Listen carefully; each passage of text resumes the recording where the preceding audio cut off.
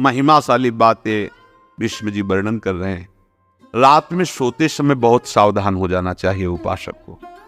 वैसे तो हर समय सावधान, पर सोते समय ऐसे सावधान होना चाहिए जैसे मृत्यु के समय योगी जन अपने सारे इंद्रियों को समेट लेते हैं और अपने स्वरूप में, अपने प्रीतम के स्वरूप में लगा देते हैं। तुम रोज शयन के समय ऐसा अनुभव करो, पता नहीं आंख खुले कि ना खुले।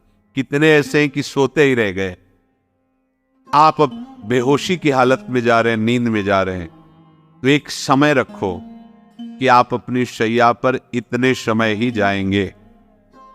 एक नियत समय रखो। हमने देखा है साधकों का एक समय होता है कि 10 बजे हमें लेट जाना है, सोना नहीं, लेट जाना है और लेटे हुए भगवत चिंतन करना। आप जब सो गए तो सो गए, नहीं सो गए तो उसमें हमें टेंशन नहीं लेना।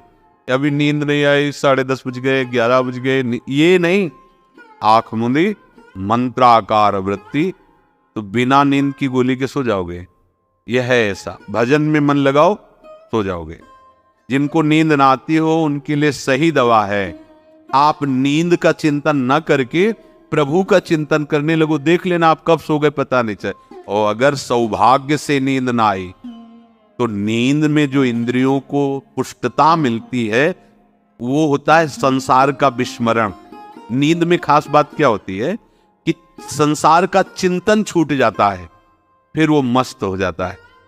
उसमें जो ऊर्जा शक्ति जागृत होती, संसार के चिंतन से ऊर्जा शक्ति नष्ट होती, तो 4 घंटे 5 घंटे संसार के चिंतन से रहित पड़ा रहा सुषुप्ति में, तो उसे ऊर्जा शक्ति फिर आ गई। और अगर 4-5 घंटे आप प्रभु के चिंतन में रहे तो संसार का चिंतन छूटा, आनंद सिंधु का चिंतन हुआ, तो ये नहीं होगा कि आज रात्रि सोया नहीं तो बहुत टेंशन है, परेशानी। ऐसा नहीं होगा। सोते समय कोई वार्ता नहीं, कोई अन्य चिंतन नहीं, चुपचाप अपने मन को हटाकर केवल इष्टमय करो। कब नींद आ जाती इसकी चिंता मत करो, इष्टाकार वृत्ति करके ही सोना चाहिए। तो आगे जो लिखा है पुनरुत्थिताय, जब उठो तब वैसी वृत्ति, तो कुछ दिन बाद स्वाभाविक हो जाएगी, स्वाभाविक हो। अपने तो इतना तक देखा है कि जैसे आधा पद में होश रहा और निद्रा आ गई, तो जब चेतना आई तो उसी पंक्ति से, जहां से होश गायब हुआ था, उसी पंक्ति से जागरण प्रारंभ हुआ। ऐसे नींद भी तुम्हारी भजन हो जाएगी, समाधि हो जाएगी, यदि आप सोते समय प्रभु का चिंतन करेंगे। हमें ये नहीं देखना कि उपांशु और मानसी को इसमें कितने गुना, हमें गुना बना नहीं देख। हमें अपने प्रभु को बोलना नहीं। भजन में मन नहीं लग रहा, पद गा रहे हैं, जोर जोर से चिल्ला रहे हैं, नाम कीर्तन हमें अपने प्रभु से जुड़े रहना है। हमारा निरंतर स्मरण चले, बस ये प्रयास रखना है। जब आप सैया पे शयन करते उस समय असावधानी हुई तो विकार छा जाएगा, ध्यान रखना। आपका चिंतन गलत हो जाएगा, आपकी चेष्टा गलत हो जाएगी, जागृत में न सही तो स्वप्न में। आप सावधान उस समय जरूर रहिए और उतना ही विश्राम कीजिए जितना आवश्यक हो। व्यर्थ में करवटें मत बदलिए, ये उपासक का स्वरूप नहीं होता। रोगी है तो बात अलग है, बड़े असाध्य रोगों से, नहीं तो ऐसी दिनचर्या नहीं होनी चाहिए। कै बजे? 3:30, अभी आधा घंटा तो है, फिर कमर ओढ़ लिए। ये नियम लीजिए। सोते समय आप बिल्कुल मृत्यु दशा की स्थिति लाइए, जैसे मरने वाला नहीं होता, सब जगह से मन हटाकर।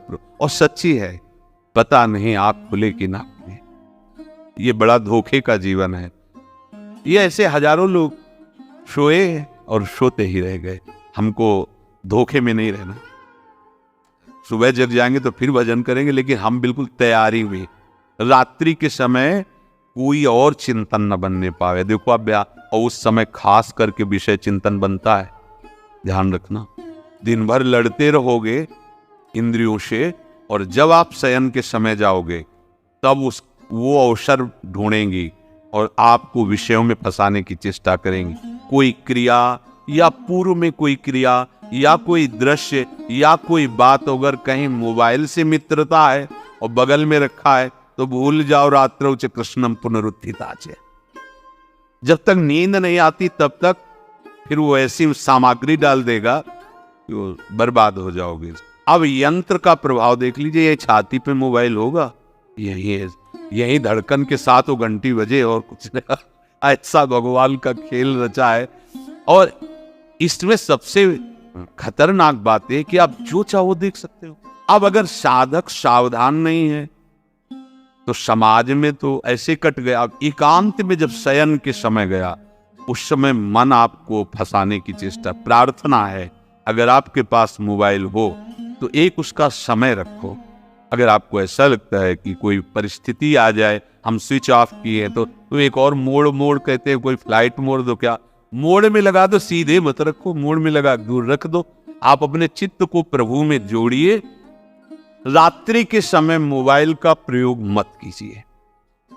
सुबह उठते ही आपको कुछ चिंतन नहीं करना। सबसे पहले उठते ही, यदि आपके अभ्यास में आ गया तो ऐसा ही होगा, नहीं तो आपको पहले सदगुरुदेव भगवान का प्रणाम नमस्कार और कुछ भक्तों का, और फिर नाम जप। भले 5 मिनट ही करो, अपने आराध्य देव का सुमिरन, फिर अपनी दिनचर्या करो। ऐसे ही यदि आप निरंतर प्रभु के चरणारविंद का आश्रय लेकर उनका भजन करोगे और रात को पवित्र रखो, दिन तो समाज में कटेगा।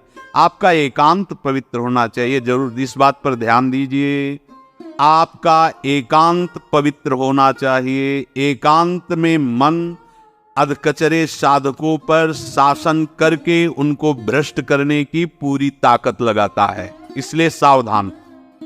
सुबह उठते समय ये आप नित्य अभ्यास कीजिए।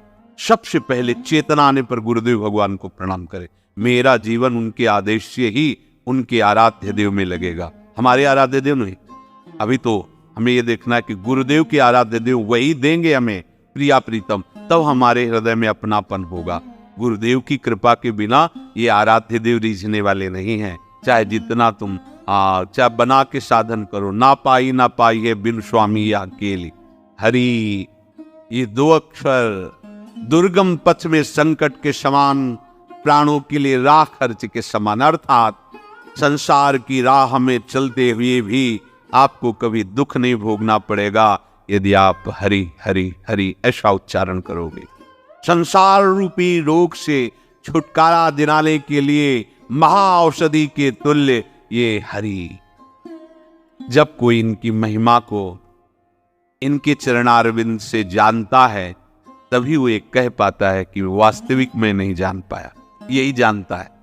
जो ये जानता है कि मैं जान गया, वो जान नहीं पाया, और जो जानता है वो यही जान पाया कि मैं जान नहीं पाया। इतने बड़े बड़े महर्षि, इतने बड़े, जो ये जानता है कि मैं जानता हूं, तो अभी वो जान नहीं पाया। और जो ये कहता है कि उनकी कृपा से जाना पर पार नहीं पाया, मैं जान नहीं पाया, वही असली में उनको जानता है। अखंड भजन। आप कुछ भी जीवन में हो जाए, अपने प्रभु का नाम नहीं छूटने देंगे। कुछ भी कमर कशो, सामर्थ्य है आप में। प्रभु ने आपको आध्यात्मिक शक्ति से युक्त मनुष्य शरीर दिया है। ये साधन धाम मोक्ष कर द्वारा पाई न जे परलोक सम्हारा, मिला ही है। इसीलिए ये जो बातें बनाते हैं लोग, हमसे भजन नहीं, भजन में मन नहीं लगता, ऐसा वैसा, ये आप भोगों में सुख मानकर, स्नेह संबंधियों में सुख मानकर ऐसा बोल रहे हो। आप में पूरी सामर्थ्य है भगवत प्राप्ति करने के लिए। चाहे जो जहां भी जन्मा हो, मनुष्य शरीर पूर्ण भगवत प्राप्ति के लिए युक्त है, उसमें कोई कमी नहीं है। सब में भगवान ने ज्ञान शक्ति दी है। वो ज्ञान शक्ति भोगों के कारण आपकी ढक गई है। आपने अपने अध्यात्म शक्ति को जागृत न करके भोगों में रत होने के कारण वो सुषुप्त पड़ी है। आप सुप्त शक्ति को जागृत कीजिए। आप ही बड़े बड़े ब्रह्म ऋषियों को जो प्राप्त हुआ है वो प्राप्त कर सकते हैं। आप ऐसा नहीं, जब जगे तब सबे। बड़े बड़े नीच कर्म करने वाले भी जब भगवान की शरण में होकर भजन किए तो महात्मा बन गए। तो थी ना उनमें ऊर्जा शक्ति। आप अपनी सुप्त शक्ति को जागृत कीजिए। क्या? कृष्ण व्रताहा। आप एक व्रत लीजिए। क्या? कि मैं निरंतर श्री कृष्ण का भजन करूंगा। ये निरंतर शब्द बहुत प्यारा है। ये जो कुछ माला जप करके छूट देने वाली बात है, ये तो विषयी पुरुषों को भजन में लगाने के लिए है। लेकिन भगवत आनंद में डूबने के लिए, आवागमन से मुक्त होकर प्रेम धाम में वास करने के लिए निरंतर शब्द का प्रयोग है।